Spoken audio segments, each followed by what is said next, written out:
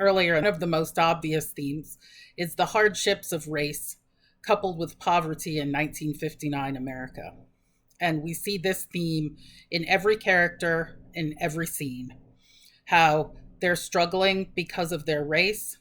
Um, when Carl Lindner comes in at the end, that's certainly made clear as he is the white character who has basically told them that they're not welcome. The younger family is not welcome and will essentially be shunned because of their race from the neighborhood.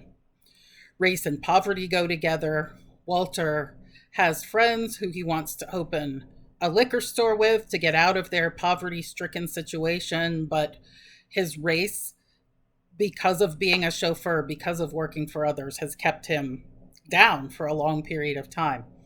Even the more minor characters, George and Asagai, whose race is not as meaningful um, to them because one is rich and one is African. So they don't have the same kind of struggles that the younger family do, but they still must contend with the way that race colors those around them.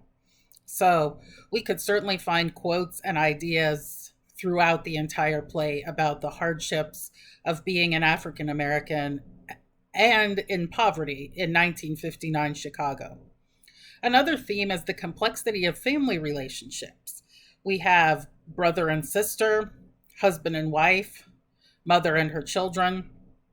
The generation gap between mama and her children is very wide, and she understands that freedom is not enough for them anymore. They want money and power, as both Walter and Benitha envision that in their different ways.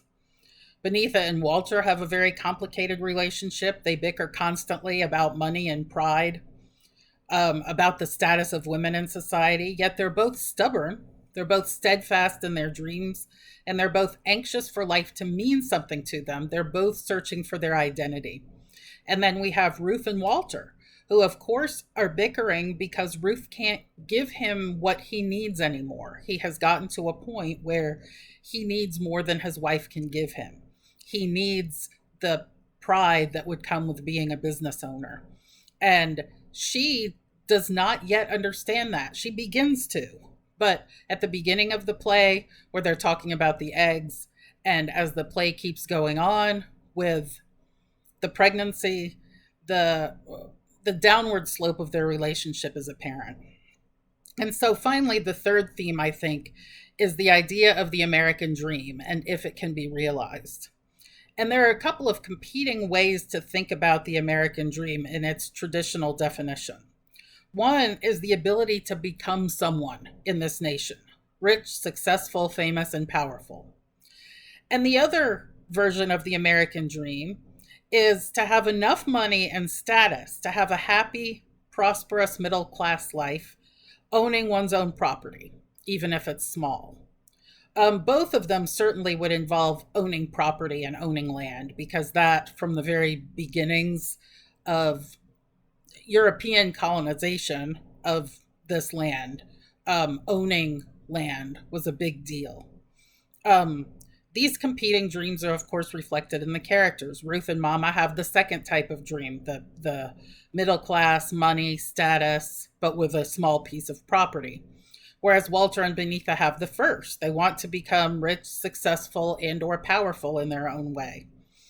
And obtaining this dream brings out both good and bad qualities in all the major characters.